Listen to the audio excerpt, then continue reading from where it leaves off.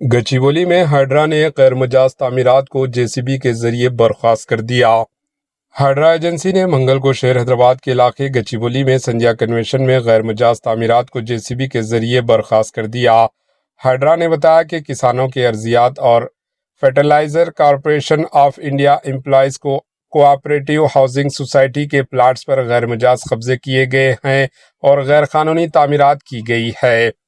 Hydra نے سنجیا convention کے منی hall, kitchen اور بیت الخلاء ٹوائلٹ کو منہدم کر دیا۔ اس کے علاوہ لوہے کے شیڈز سے بنائی گئی باڑیں اور 3 آئرن شیڈز کو بھی جے سی بی کارروائی انجام دی گئی۔